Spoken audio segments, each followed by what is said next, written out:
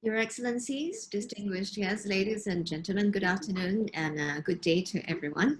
My name is Juki and I'm the Executive Director of CARI. And welcome and thank you for taking the time off to join us at another edition of a CARI webinar. Today, we're delighted to be able to partner with Business Sweden to discuss Industry 4.0 and the forces of change in Asean, Swedish industry voices in response to the COVID-19 pandemic. We're most grateful to have three distinguished Swedish speakers joining us today, and they are His Excellency Doug Julian Denfeld, Ambassador of Sweden to Malaysia, Mr. Kasper Pierzynowski, author of the report called Southeast Asia's Big Shift, Industry 4.0 and the Forces of Change in ASEAN Bloc, and Mr. Daniel Hagmark, Managing Director of Monitor ERP System. Now, the discussion of Industry 4.0 has to some extent dominated business discussions pre and during the COVID-19 pandemic. Now, whether it is artificial intelligence, Internet of Things, machine learning, additive manufacturing, and etc., are concepts that were not entirely, or rather not entirely new to us, but remain distant to us.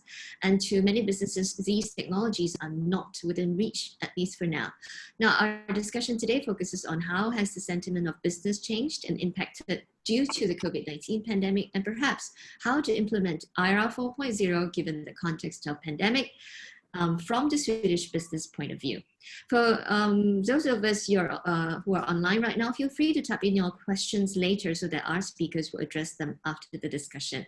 Now, also just very quickly before we start, we will also be expanding today's discussion to discussing reimagining the 4IR in the ASEAN post-COVID-19 on the 22nd of September, 3 p.m. with three other speakers from MDEC of Malaysia, Chief Strategy Officer, Dr. Fazli Shah, Mr. Naveen Menon, President for Cisco Systems in Southeast Asia, and our Senior Fellow, Mr. Chandran Nair, joining us from Hong Kong. So be sure to join us. Now, without further ado, may I now invite Tan Sri Dr. Munir Majid, as usual, our Chairman, to take over the session. Tan Sri. Oh, thank you, Joki. Let me add my words of welcome to everyone. Good afternoon, good morning, or good evening, wherever you may be, Europe, America, or Australia, and of course, particularly in Malaysia, good afternoon. And I think I would like, first of all, to particularly recognize His Excellency, the Swedish Ambassador to Malaysia. Welcome, Dag Julian Danfeld, and also, of course, to recognize the two speakers who will be speaking, and most of all, I think those of you who are present here with us today. I think we know that the COVID-19 pandemic, of course, has hurried along the digitalization process, both in the service and manufacturing industries, as we face the situation where you have to have exports or provision of service with minimal foreign contact and with greater human contact and with greater efficiency. So whilst we are hurried along by COVID-19, it is, however, necessary also to plan, to anticipate, and to implement the particular technologies that will drive the fourth industrial revolution in Malaysia and ASEAN. I think in the report that you will hear afterwards, manufacturing has been identified as a mainstay of ASEAN, comprising about 20% of ASEAN GDP. At the same time, we have to look at the particular type of manufacturing we're involved in and to see what are the particular technologies that's relevant in the activities of those manufacturing. I mean, additive manufacturing will be identified, but there's also enabling technologies like cloud, artificial intelligence, and mobility. Mobility is going to be a great driver of these technologies as we use the smartphone more and more. And so we will hear shortly what it's going to be like from the Swedish industry perspective what they see should be the response and has been the response to the COVID-19 pandemic.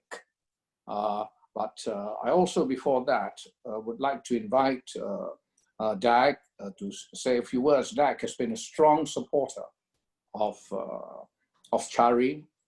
He has been a constant presence in many of our activities. I'd like to thank him for that support, and he has been useful in linking industry and official sources together in the conduct of our activities. Dag, may I invite you to say a few words, please?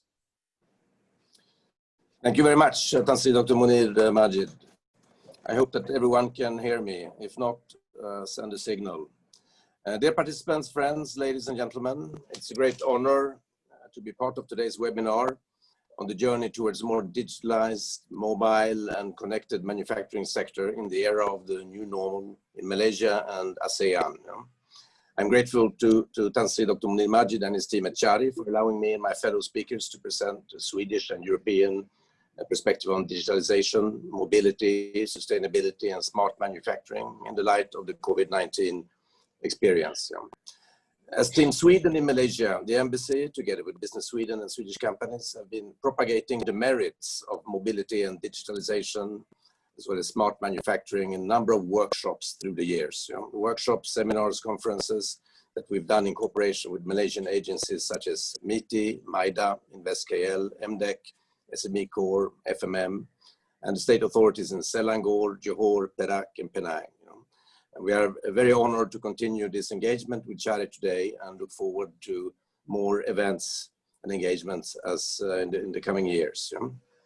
Sweden, being a small and trade-oriented economy, has about 100 companies established in Malaysia and many more in other ASEAN countries, notably Singapore, Thailand, Indonesia, Vietnam, and the Philippines.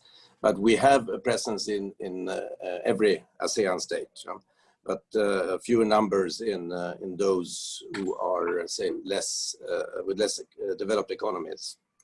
Most of our companies are engaged in manufacturing or in the provision of services of different kinds, ranging from traditional industries such as machinery, industrial equipment, ICT, vehicles, and healthcare, to newer sectors such as fintech and cybersecurity. Sweden and Malaysia, as well as many other ASEAN countries, share many characteristics. We are small or medium-sized states with diversified economies. We are trading nations with a clear belief in the merits of free trade and international rules-based orders. We are active members of our respective regional cooperation organizations, which in the case of Sweden is the European Union. And before that, we were members of the European Free Trade Association, EFTA. And obviously Malaysia is an active member state of ASEAN.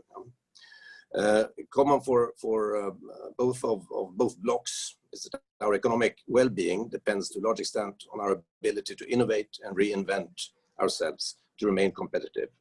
Malaysia's track record of development since independence 1957 is impressive, while Sweden is proud of her development from being one of Europe's poorest countries 100 years ago to a connected, sustainable, and internationally competitive manufacturing nation today.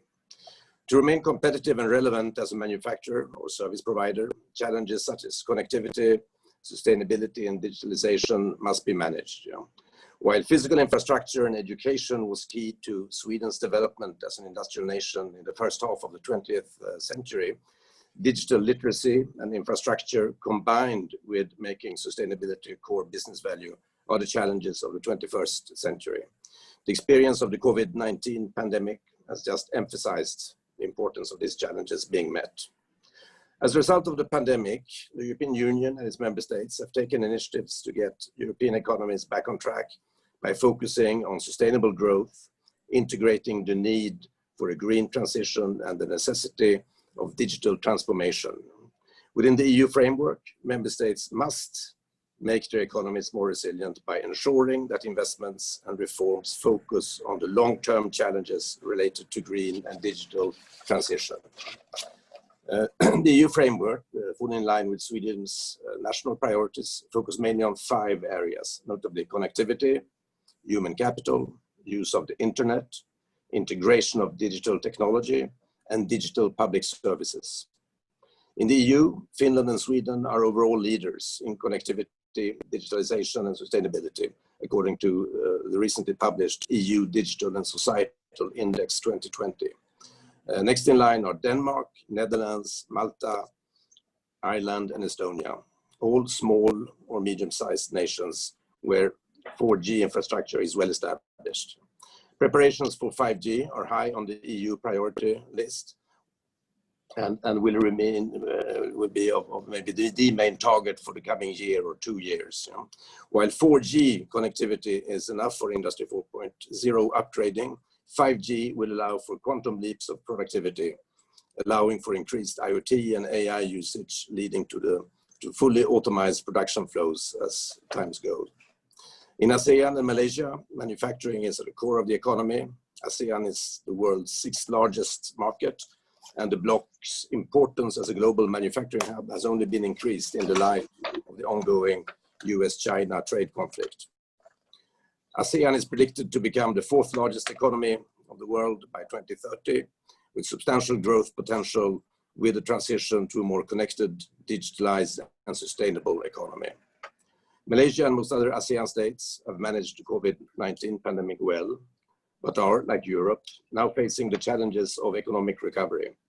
As Malaysia and ASEAN looks ahead, preparing initiatives to relaunch their economies, the challenge of upgrading economic activities to the realities of the new normal, the 4th industrial revolution, and the need for business activities to be environmentally and socially sustainable will be key for success and are of paramount importance. The Swedish Trade and Invest Council, Business Sweden, made a study in late 2019 on the preparedness for digitalization in the 6th most economically developed ASEAN states. The conclusion of the study is encouraging and even more pertinent in the COVID-19 recovery phase. Mr. Kasper Pirsinovsky, the Deputy Trade Commissioner of Sweden, is one of the co-authors of the study and will share COVID updated findings on the implications of digitalization on supply chains and manufacturing.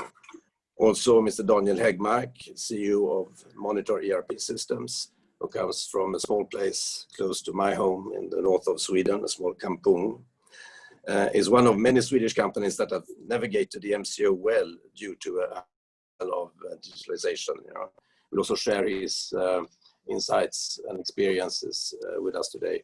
And I might add as a final comment that I was myself very surprised when we in May had a webinar with all, or web meeting with all Swedish companies in Malaysia, to hear how well they had managed the MCO, the lockdown, thanks to already having a high level of digitalization of their business operations. So that is, if nothing else, a hallmark of the direction of development that we should all try to strive for.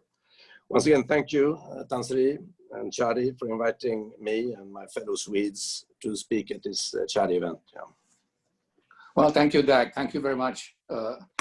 Indeed, Dag, I mean, Sweden, this small country of 10 million people, we in CARI believe that this small country has had an impact on technological development and innovation far in excess of its size. And therefore, we're fortunate today to be able to listen and hear from the two speakers you have named.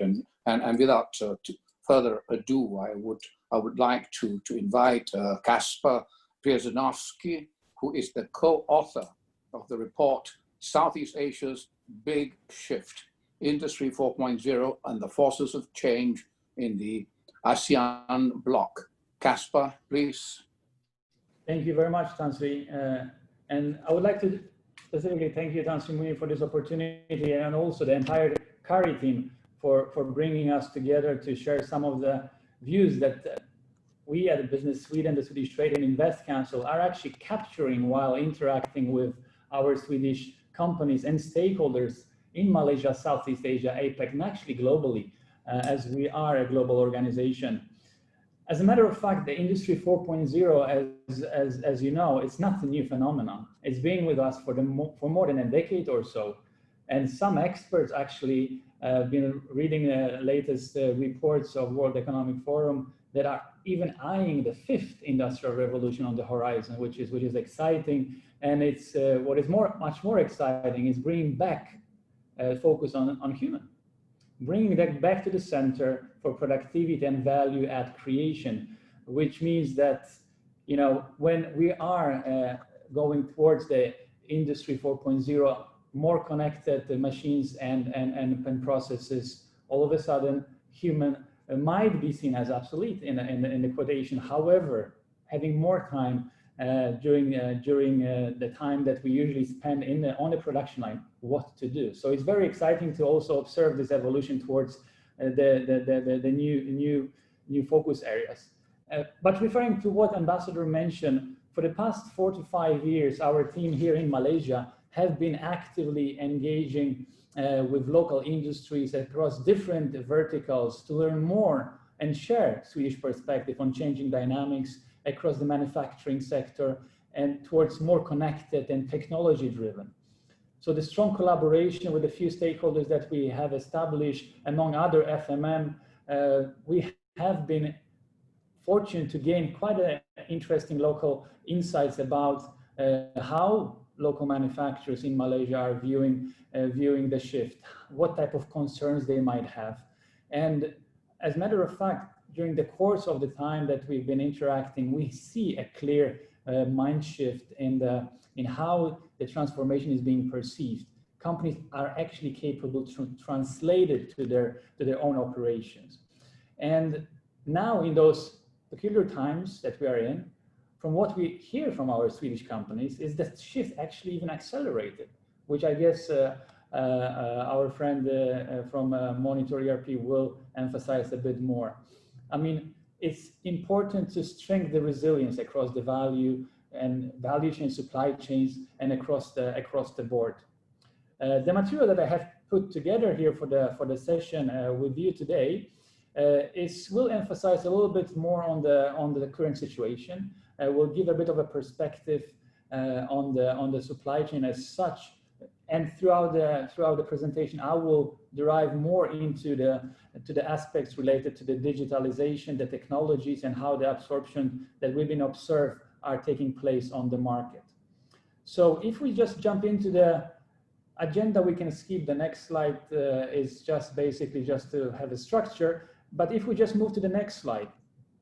So the spread of the new coronavirus, the COVID-19, is being felt globally across operations in a way that are still difficult to model and assess.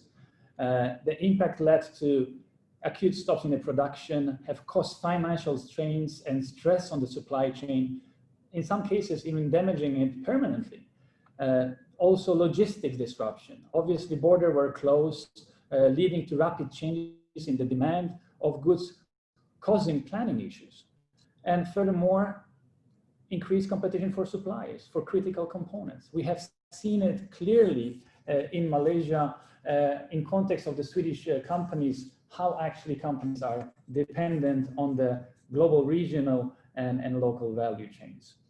So many claims that the COVID-19 will be the black swan that eventually and finally force many companies, entire industry to rethink and transform their global supply chains. If we move to the next slide, but it's actually COVID will basically further accelerate the already underlying factors such as increasing cost levels in China, increased protectionism in some of the countries and markets around the region, trade tensions that Ambassador already mentioned, and shifting demand from traditional destinations such as, let's say, if we take it from our perspectives here in Southeast Asia and Asia in general towards Europe, USA, but eventually the growing base, the consumption growing demand in our own region also leads and drives change to rethink, where should I be located, what type of footprint should I have to actually cater for those changes, both in terms of growing demand and being able to respond quicker to the demand locally, but also how should I strengthen my resilience towards any further disruptions for that matter. And specifically looking on the supply chain resilience, during the COVID early days, we have clearly noticed the importance of this, this aspect, while we have observed Swedish companies so much dependent on for their critical supplies of, or supplies of the critical components for their products. And it was visibly, if we continue to the next slide, they were looking on two, let's say we've been discussing with them two main strategies in order to either simplify the supply chains and value chains, or actually work towards setting up or building a backup capacity in order to gain higher degree of control over the supply chains of critical inputs of manufacturing, or gain position to quicker return to normal performance level post disruption. So as the next slide, please. There was a specific case of a Swedish companies that acting within the industrial equipment. They have clearly been affected by the limitations or the lockdowns, logistic constraints, and were needed to quickly resolve those problems in order to serve their complex supply chains for the new products and solutions. So clearly, that is one aspect. Then other aspects is medical components that companies were supplying globally to actually battle the COVID, being a respiratory. Tremendously amount of Swedish companies that we have came across, how much dependent they were on Malaysia. However, I mean, this also sets a stress test.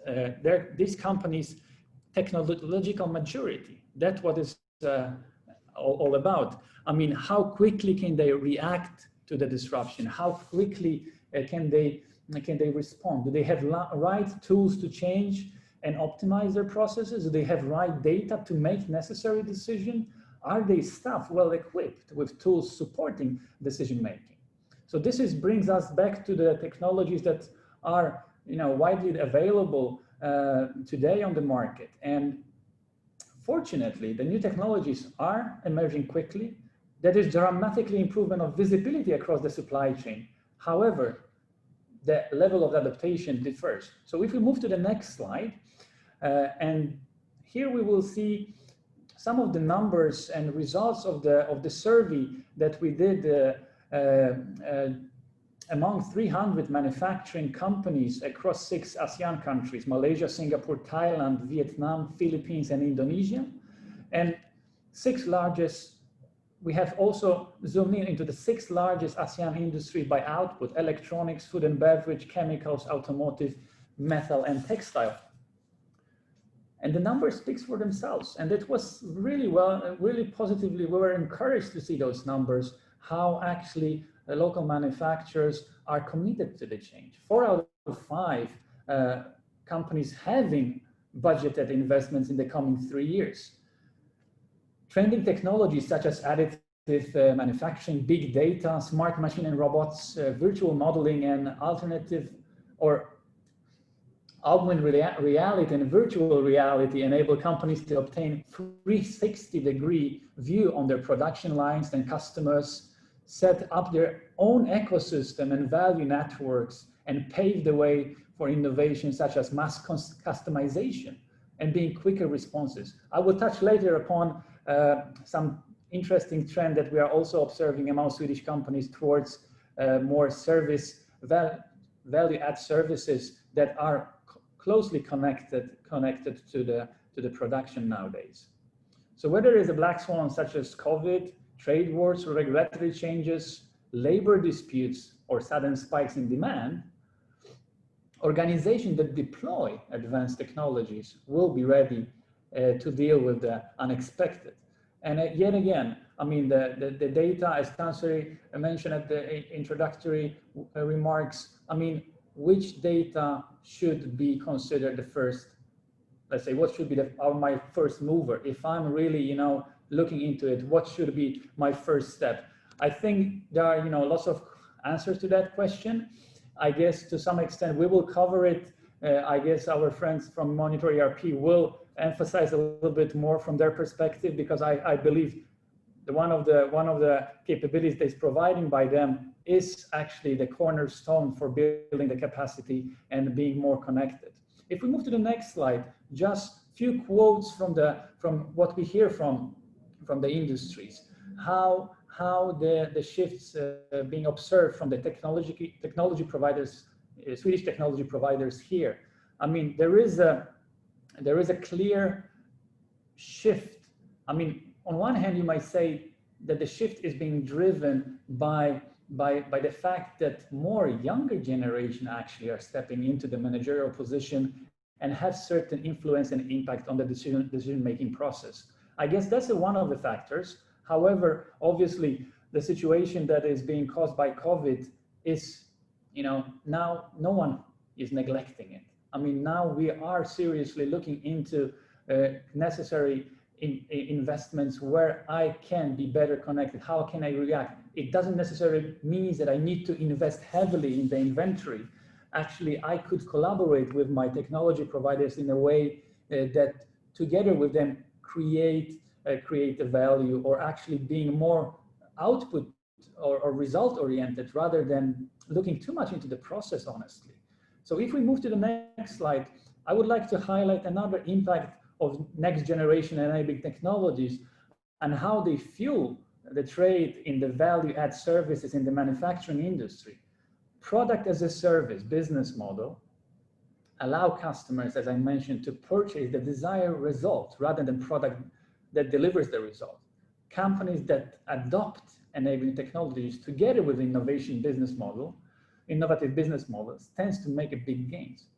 Looking on Sweden, data from Swedish shows that, for example, that service currently make up to 50% of employment in the manufacturing industry, having grown from share of around 39% in 2008. Likewise, the share of revenue from services in industry is increasing fast as well, from being on the level of 25–30% in the past years, surging from only 10 during the late 90s. I mean, so it's becoming more increasingly profitable to think around more value-add services that we are offering together with the product. So the digital platforms and sensors coupled with the monitoring system, analytical tools, and technologies such as artificial intelligence allow the manufacturing industry to offer services increasingly high value. Companies such as ABB, Volvo, Atlas Copco are typical examples of companies that have equipped their machines with sensors to transmit data on how their products are being used, data that can be used for insight-driven prevention, maintenance, decision, fleet management, and self-diagnostics. Another example is digital twinning, which has potentially enormous implication on the high-tech industry and sectors. Connectivity with sensors enable companies to identify the essential parts of a product, digital react and exact images. Evergreen products, so it's called, that can be continuously updated once they have been launched, enable high-tech companies to keep refining and updating their products with new features online. So, I mean, looking on the 4 key benefits that make servitization, another tricky word that is coming up quite clearly in front, reveal that are relevant for manufacturing companies. I mean, first of all, longer revenue period and product life cycle. Selling product as a service is more complicated than selling the product, but creates sometimes higher profit, as the service level in many cases is higher than selling, or the service accompanying sale of the product. Companies can charge actually higher price, which can lead to the better margins. So actually, this is one aspect. The second aspect is actually case. Can you hear me well? Very well. Sorry, I got that feeling that there may be some disruption on the voice. So the second point that I would like to raise here is also in regards to building the tighter relationship, and this is something that Swedish companies here in Malaysia are working very closely with their customers, to understand their needs, being closer to their decisions, and actually inviting them to co-create the value that they are after. They are closely connected through digital platforms. If you enable your customers to be part of the solution, you automatically could reduce the cost as well as build a long-term relationship with your client. And obviously, with the times that we are having here, maintaining the client is the way much more cost efficient than looking for new clients. It's maybe not only with the current situation, but in general. And also, third point is the way to differentiate. I mean, with a fierce competition, they might use servitization to exactly differentiate their offerings. When competitors can offer advanced technologies and quality at significantly lower price, differentiating with superior life cycle value that you are offering might be a powerful strategy. And finally, enabling investments. With an as a service model, customers can pay a variable cost instead of an inventory cost, enabling them to actually be more, let's say, convinced to scalable investments and gradually step into the digital ecosystem with digital tools and digital equipment. So moving towards the service can be a way to enable investments in the times of economic downturn, which we are observing now, when capital is scarce and companies may be reluctant to make investments. And finally, if we move to the last slide, I hope I'm not taking too much of the time. We are reflecting with our Swedish companies, and we're having dialogues that can be distinguished into 3 areas, and maybe that could be also translated to conclusions and recommendation. First of all, companies need to look into their capacity and capabilities to react to the current changes in the supply chain. Also thinking, how am I dependent on my suppliers? How should I rethink my network? Should I be looking on the integration or redundancy? Secondly, what is company's capacity to build resilience and manage disruption? Does they have right tools in place to do scenario analysis? I mean, here I'm talking about the data analytics, big data, cloud, and connectivity. And lastly, do I have the right tools in place to capture opportunities in changing environment in regards to how well I'm connected with my customers to understand their perspective? What is my responsiveness level? How can I leverage from digital tools to expand my service offerings is it servitization way to go? So all this boils down to utilizing technology to be more output result oriented rather than looking too much into the process. Equip internal resources with the right tools for decision making and control. Empower them. Facilitate communication and feedback platform for seamless interaction with your partners, and also seeing closer relationship to the partner, being closely connected with a decision that being done both internally at your site, however, utilizing the platform networks in a better way. And finally, connect with the customers to understand their needs and challenges, enable them to, again, co-create and design the output. So there are a few perspectives that I would like to share with you today. I hope that we'll be having a good discussion afterwards, and I'm open for questions. Thank you so much.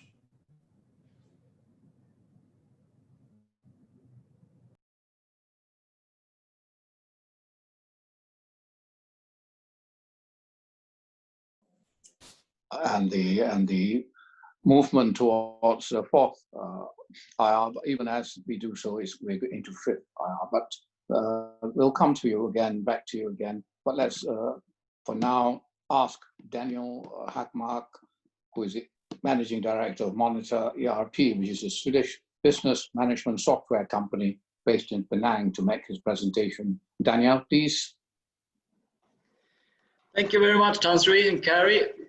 Thanks a lot for the invitation, and we are very honored to represent the Swedish business community in this webinar.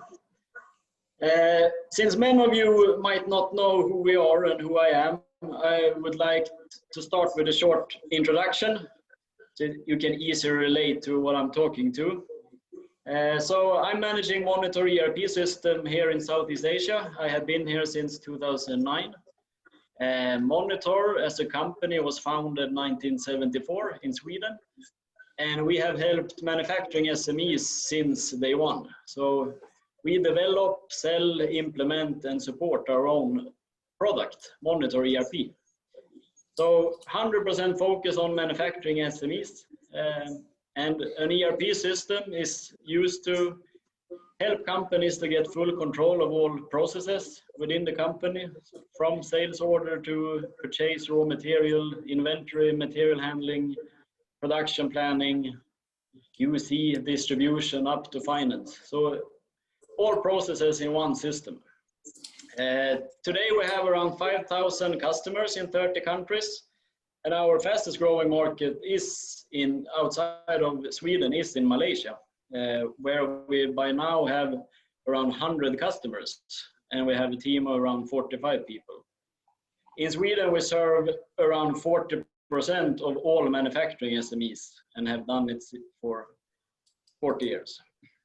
So my view and understanding of the market is very much SME standpoint, which in many ways for sure is different from maybe bigger multinational companies, how they adapt and making use of new technology. So now you have a better understanding, hopefully.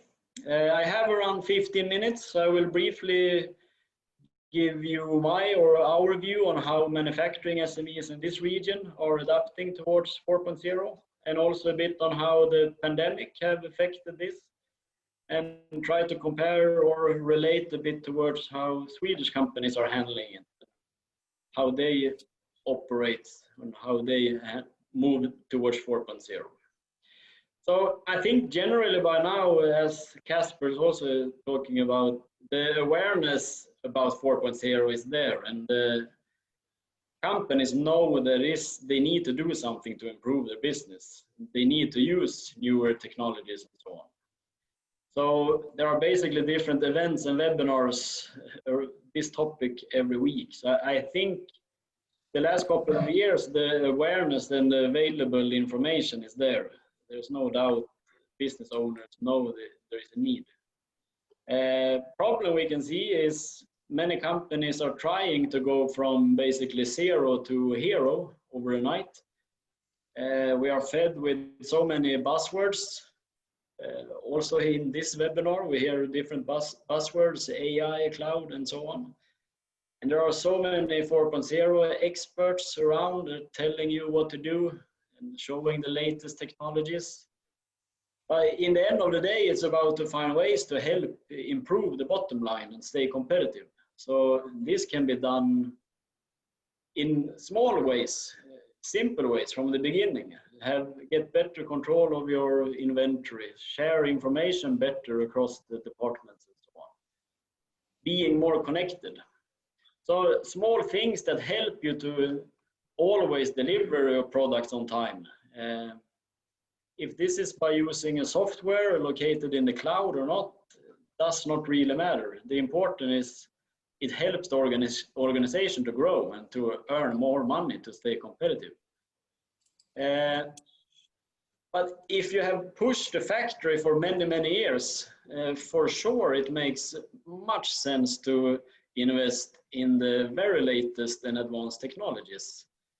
And I think we need to keep in mind countries like Germany, Sweden, and others, which is in forefront of 4.0, these are countries that have been forced to push the efficiency in their factories for decades in order to survive.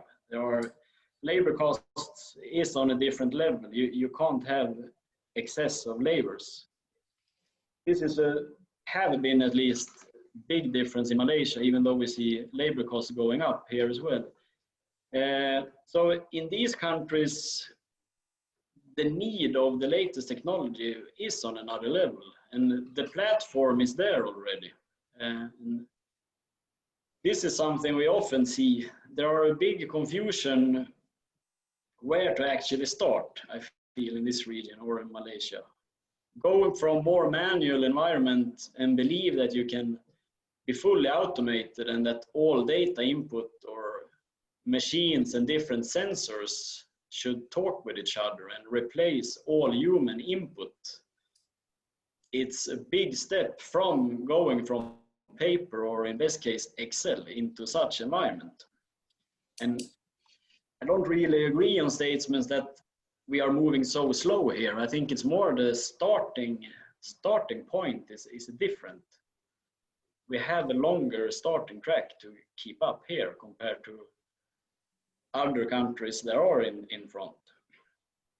Another difficult, I feel, is how to actually make it happen. And I think it's one thing to buy technology, but it's how to actually implement it. And I'm not so worried about on the technical part, more on the softer part. Like how do you drive change in organization, which we are in the middle of just now. Even before COVID, there was a lot changes. Now we are even more pushed into changes in different ways. But it's all about all the people in the organization. It's not so much about the technology. How do you get your people to buy into new things? How do you change and how do you push through change? How do we get everyone to work together and understand why we're doing it and so on? I think from this standpoint, we have a lot to learn from Swedish business culture or culture overall. For sure, we cannot simply change a culture, but I think there are many small pieces that we can try to adapt, which I think will make it much easier for companies to actually take the needed steps. You know, Sweden is a country with a high degree of equality, have been the cornerstone of the society for the past 100 years. Power distance is one of the lowest in the world. You basically go into the boss and say what you want. There is no distance, basically. People are more individualistic. We learn not be afraid to get your voice heard. And this comes from we grow up in school. You're supposed to question teacher. You're supposed to question your mother. And all this, and also extremely team focus, I think is good ingredients when it comes to change. And Swedish leadership is also very consensus based, like to take group decisions, or at least always involve everyone in decisions, team focused, no hierarchy, basically. So it's a reflection of the culture, and Swedish companies have also always had much focus on future and change. I think in Sweden is a small market. You have to be able to survive and grow, you must find new markets and explore new markets. So for many Swedish companies, I think this comes naturally. You're used to deal with uncertainties and always have to find ways to survive and grow and all of that. I think many good pieces of the move towards 4.0 puzzle already exist in Swedish companies. And I think it creates a very creative, engaged workforce that very much will contribute and together drive change. Compared to many local, more traditional, maybe especially when you're into SMEs, local manufacturing SMEs, in most cases, the founders is still around. They have been active in the company forever. You have a very top-down organization structure. You will find it, I think it's difficult to suddenly press a change button. The employees are less engaged, don't feel so strong links and belongings to the company.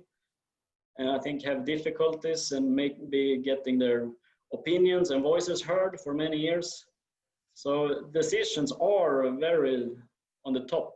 Distance to management is very often big. Actually, Malaysia has the highest rate of power distance in the world, according to the Hofstede research. I have read that culture book. So in this type of environment, I think it's less it is harder to create the creativity, and I think that is also another reason why it maybe is slower to move. But I think with that said, also as Casper is talking about, we can see a change. Many factories are the next generation coming in. I can also feel, if you would say, many of the older founders and so on are more aware of this, and I feel there are some willingness to move towards a bit more softer, maybe kind of leadership. If we relate a bit to COVID, how that had been handled, I think for sure it was a big eye-opener for many of the manufacturing SMEs. It is possible to manage a business very manual. As long as you are physically there together, you can interact. You run down to the shop floor, or you go to the inventory and ask questions. Even though it's not so efficient, it's still possible to run. But when the lockdown came, you had production workers that were allowed to enter the production floor, but most management and admin people had to work from home. And some companies I can see, you don't have a laptop.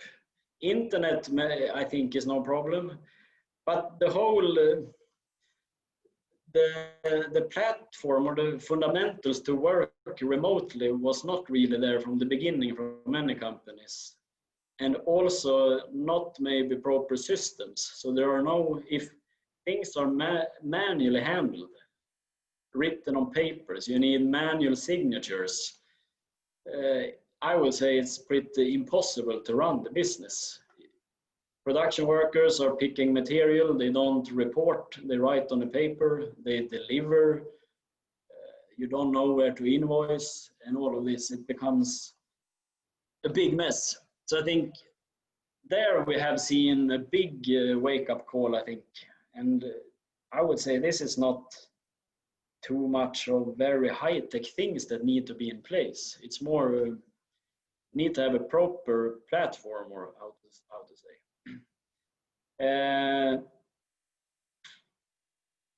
As Dag said a bit, I think for more modern managed companies, I think to move to work from home was not the big challenge. We as a service company, of course, it doesn't really matter where we sit. We can interact with customers still, we can run training online, and we can do marketing online and so on. But for many of our customers that have proper systems in place, they could no problem run their business. I think for us and those companies, it's more to keep the workforce, keep the people, how to say, motivated, keep the spirit up. It's not easy to sit at home and you are worried. You're worried about the virus, worried about the economy. Will I keep my job? I think more of that have been at least our focus especially during the lockdown. More keep us together, even though we don't sit in the office. So to summarize, I think it's a great interest and willingness to make needed move towards a more digital way of managing their business, no doubt.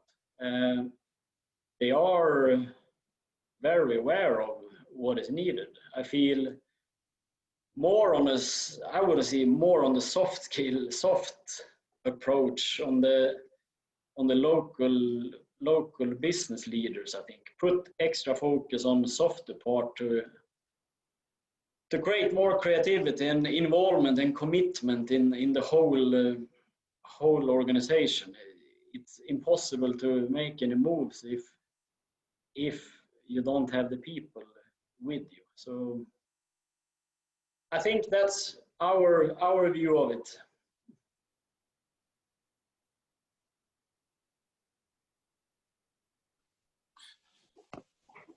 Oh, hello. Thank you very much, Daniel. Actually, there is a question actually specific to you, Daniel. from MLO, which can also be expanded into a general point that we can bring Casper into. The one specific to you, Daniel, is MLO, you know, one of our, those attending today's meetings. I mean, you had spoken about the Swedish business culture being at the fundamental basis of change in Sweden, whereas the Malaysian business culture is different, particularly with SMEs.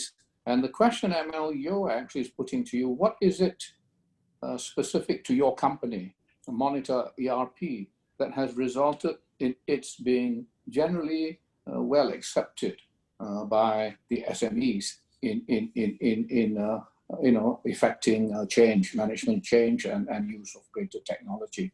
So this is specific to you. What is special? What is your approach? The one that we can broaden is, of course, to include Casper. The question is, you had said, Casper, that the challenges of COVID had accelerated the shift towards the fourth industrial revolution, the use of greater technologies. Now, on the other hand, what we hear is that the SMEs in Malaysia, in general, are reluctant to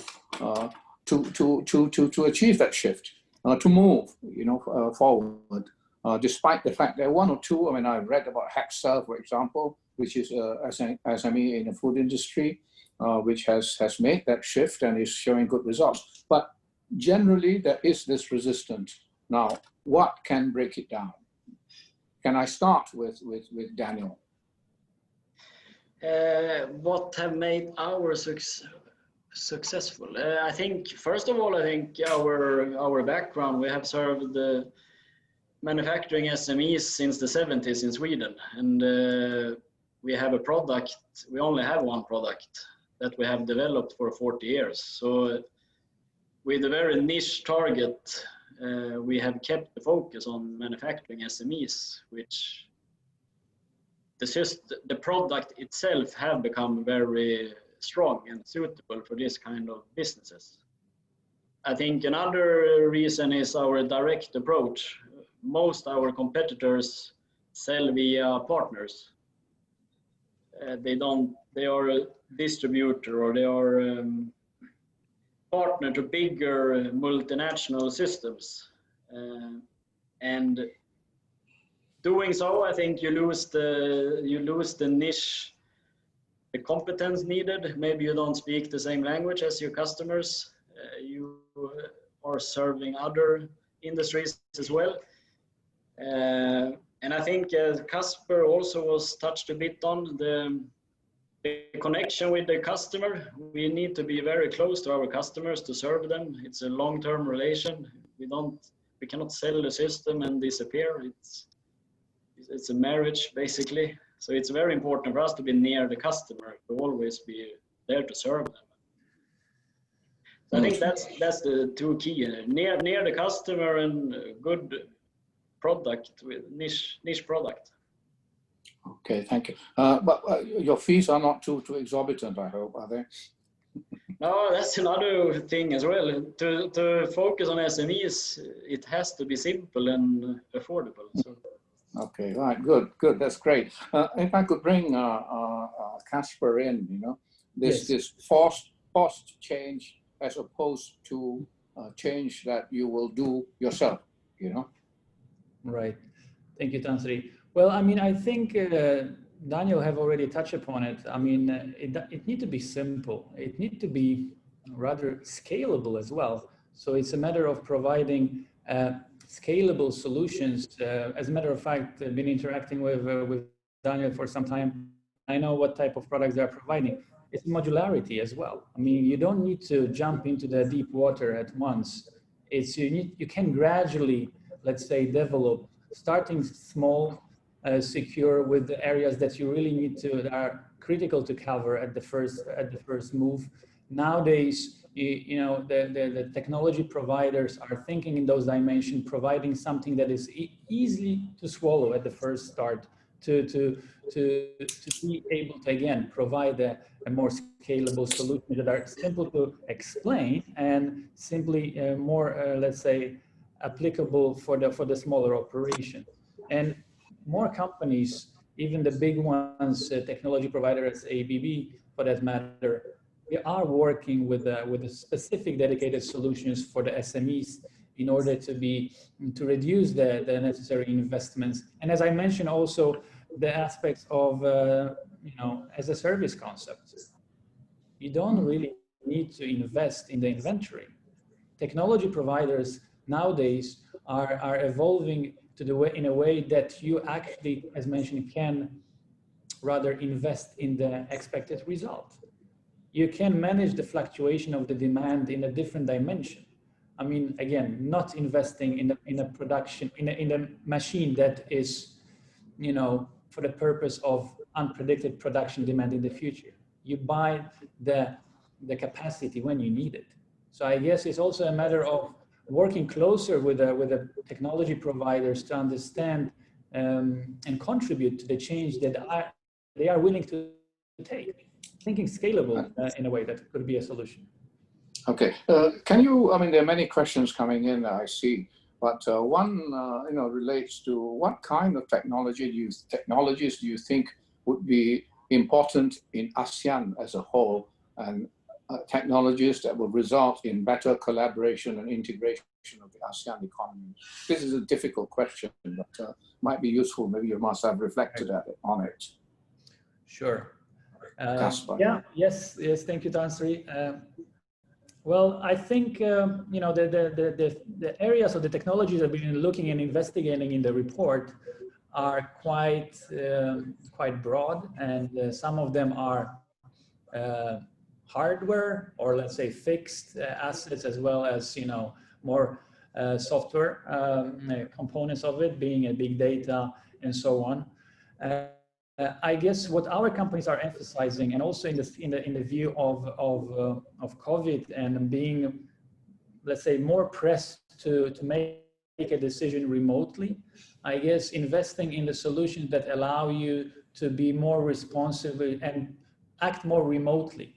I mean, the discussion I had, let's say, that I'm having with the companies, they are looking into remote services. I mean, enabling both their solution and products with the features that are necessary, sensors or whatever that would be, but also being more engaged in not just providing data, but also in order to, let's say, translate the data. What does it mean for the specific companies? So yet again, it's this closer collaboration with the client and allowing, it's also a mental shift in opening up the Swedish, the local manufacturers should be much more, let's say, willing to open up to the technology providers, collaborate with them. So it's also a bit of, opening the door to your home, but at the same time, being trustworthy partner in the journey. And Swedish companies are committed to the long-term collaboration. I mean, it's always a sustainability aspects embedded in all we do. And I think that's the key. The trust needs to be there, as well as willingness to collaborate and to co-create the value together. So specific technologies, I would say cloud, and many talking about the e-commerce. That's the one way. However, I mean, fundamentally, we need to have the strong, solid base as the, let's say, ERP system functioning well, convert from the paper and the pen and the paper to the more kind of a digital features and functions. There are lots of. Okay, you mentioned sustainability, which is very important, and you had mentioned also in your presentation even as we are talking about the fourth industrial revolution, we're moving into the fifth. So you're talking about issues of such as sustainability. You're talking about looking after the aged, smart cities and stuff like that. So can ASEAN countries or Malaysia combine the facets of both the fourth industrial and fifth industrial revolution now, and therefore not have to move up and having forgotten about the fifth industrial revolution imperatives? Well, obviously, you know, the shift between fourth and fifth is taking, place quite swiftly, I would say, because the other steps were taking much more longer time.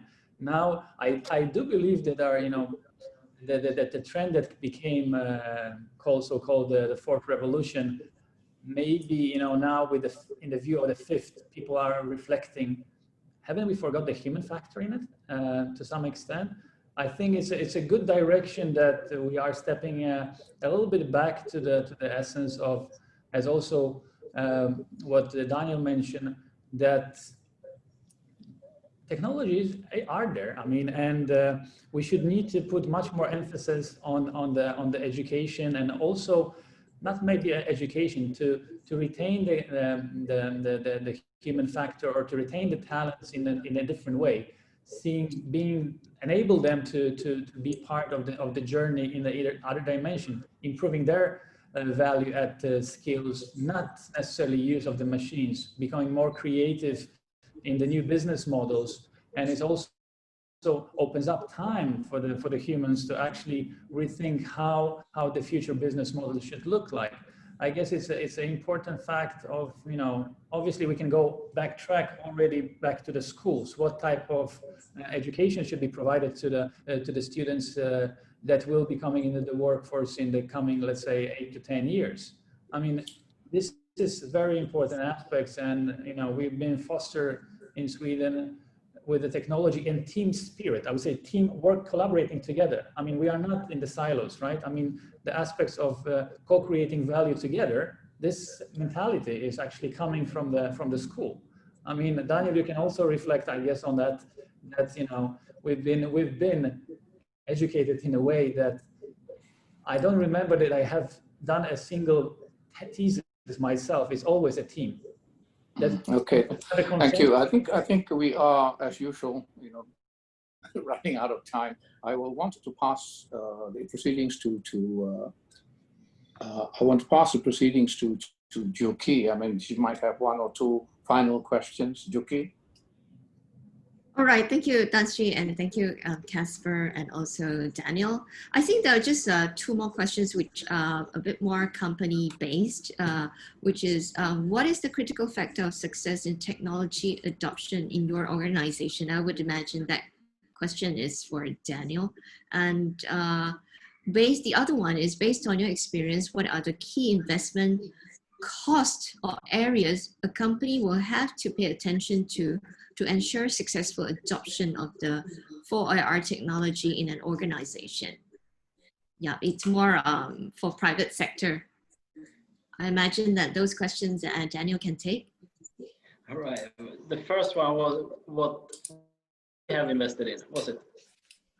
What is the critical factor of success in technology adoption? I suppose you can expand it not just in your, maybe in the SMEs that you have helped, perhaps, to expand that observation too. Would that be? Yeah, for us, I mean, it's more to help the companies to be more efficient in every single step. It's from placing a quotation or sales order or a purchase order or production planning. Reduce as much overheads as you can, reduce inventory holding costs, free up your capital. You can do investments in technology instead, or training, or enter new markets. And I think a lot to invest to be, I think the way the demand is nowadays, smaller batches, customer want to have the goods tomorrow, all this kind of e-commerce kind of thinking also comes down to the manufacturers. So respond fast and accurate and with right price. You need what you need depends on your company. Right, it's unique to the business itself. Yeah, definitely. Like, where are you today, and how much automation do you have today? Are you manual? Or it can be very different. Yeah, maybe it helps if you can advise on what are the key investment costs or areas a company will have to pay attention to ensure a successful adoption of the 4IR technology. I know that you mentioned it's very unique to different business, but is it like the software, the hardware, or the people that you said is not entirely about the technology? If I would rank it, I guess people, software, hardware maybe. Oh, Again, it depends. I think if you don't have proper software in place where people can communicate efficiently and share information of the same truth, I think it doesn't really matter how much automation you put in. Doesn't matter if your machine can run 30 seconds faster every cycle if you don't have enough raw material to run the production and so on. I think the software for sure must be there as a fundamental platform. Sure. I suppose we have to be, Malaysians will have to be less hierarchical in their thinking, perhaps even less feudal in their thinking, and that takes some doing, you know, the people aspect. Definitely, yeah. People culture. But I think with the, as Casper said as well, younger generation taking over, I think it looks a bit softer. Many of them have studied abroad, many have went to Australia, UK and so on, and have that we can clearly see. There is no more question that we have received, just one comment from Mr. Marco, I suppose it's Marco Ojala. He has a comment to make. This is from Nordic ID, that the mission is to bring every single item a digital identity to make it digitally visible. This will increase transparency through the whole value chain and allow making business decisions based on facts. That is just a sharing instead of a question. And I think that's all the questions that we have. I just hand over to Tan Sri for the closing, I suppose. Okay, thank you everyone. You know, I think this has been a very, very interesting journey of experience that the Swedish businesses have been able to share with us, and a journey of guidance that they can also share with us in terms of how to go forward. There's a lot to be done on the education and person level in Malaysia, which is a big challenge always in Malaysia.